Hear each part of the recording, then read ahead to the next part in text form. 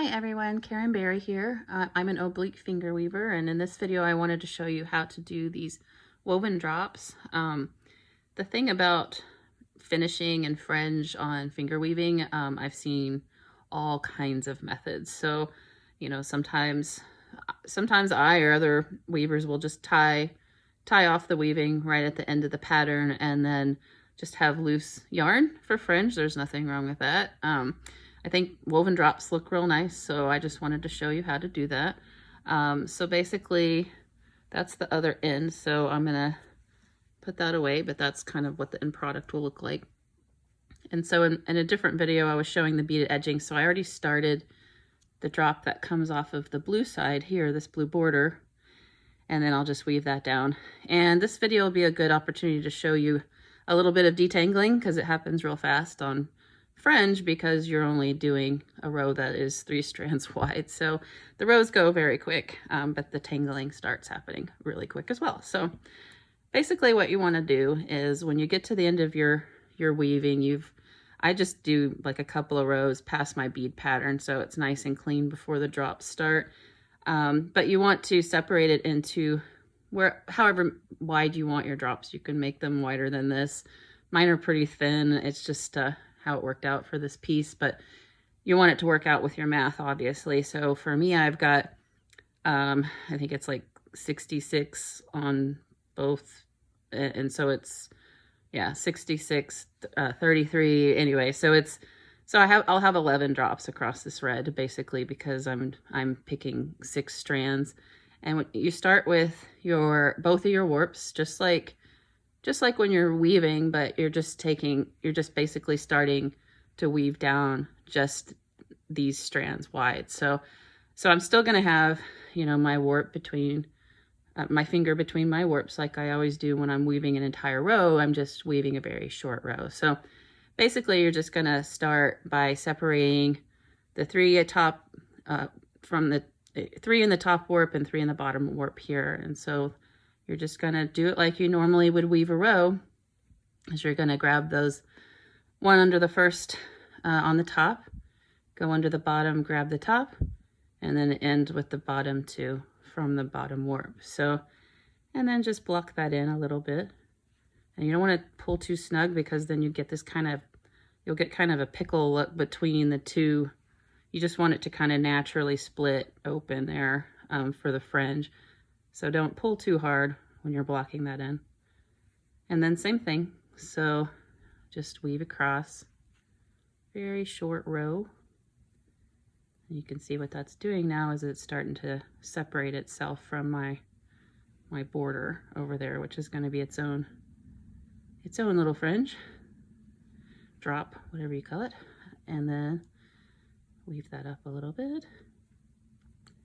And usually the good part about the tangling with the fringe is once you're to this point, your yarn's a lot shorter than it was when you started at the middle of the said sash or garters or whatever you're working on. So the detangling isn't as terrible, but it happens very quickly here because I'm basically already like 5 rows deep. So if this was my normal piece, I would have detangled by now because otherwise you just get a rat's nest. So I just wanted to show that a little bit because detangling is a very big part of oblique weaving. So you get this kind of reverse weave going down here, which can become a mess, and you don't want to tighten it too much. You just want to you don't want to pull against it. You want to block up into your weaving and just kind of let that do its thing until you're ready to detangle it.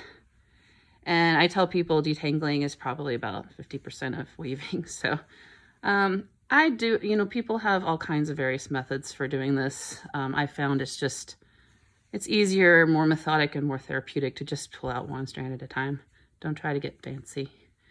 And you don't want to ever force your yarn too bad, especially if you're working with wool.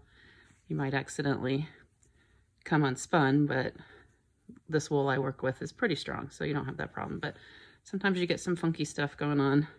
So you just kind of have to, what I do is I pull out all the bottom warp threads first, and then I end up with some weirdness going on where the yarn just kind of gets a little fuzzy.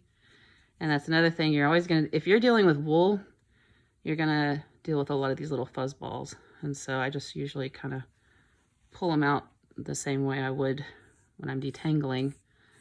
I just kind of pull out a couple strands at a time, and voila, you end up with a nice little fuzz ball. So I usually kind of have a working stack of fuzz. That's just how it is working with wool. So get used to that. So that's just kind of how detangling works. Just expect that it's part of weaving, and you know, relax. Don't ever try to rush. So I'm gonna just tie a couple slip knots in that so I can show you how to start the next one, so you can kind of see how it's working here. So that one, I went ahead and kind of separated these, but then you would grab the next 6. So it would be the next 3 from your top warp and then the next 3 from your bottom warp. So, and you just kind of want to, you know, make sure it's a little bit snug there before you start. And same thing, we're just weaving a real, oops. There we go. Wool likes to do that. Real small row across here. And of course, again, just to repeat, I'm left-handed. I don't think I'll put separate videos up for this technique because weaving the row is really important. And once you've got that down, it's basically the same thing that you've been doing. It's just a very short row. So just keep in mind that I'm starting from the left over here, but if you're right-handed, you'd be starting from here and going that way. So, so just follow the same technique you've already learned, but then just keep in mind you're just you're doing it on a very short row. So those stitches, as I like to call them, the first and the last, are coming up more often. So this is a good way to really master that, that's for sure. So so you can see here what's happening is we're getting some nice little fringe coming down in 2 different things. So just kind of put some itty bitty slip knots in that just to show you the next one, so you can see kind of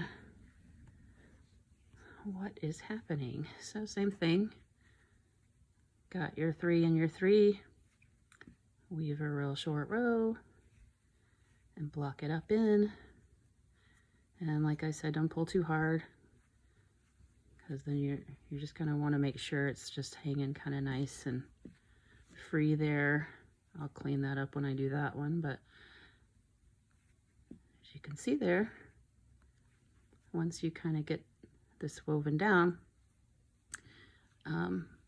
you have a nice just kind of transition from your pattern into the fringe, and I just think the woven drops look really, really nice. So, and then you can make it as long as you want. It's usually just so you can tie it like a sash or garters or something, and it, you know, you can do that with free yarn or however you want to do your fringe, but if you do these woven drops, you can just make them as long as you want. I think for these are, I don't know, a little over a foot or something, and then I just tie it off. But I'll have a separate video for how to tie it off, or how I tie it off. I mean, there's tons of ways to do that too. So anyway, that is how you do woven drops. So thank you for watching.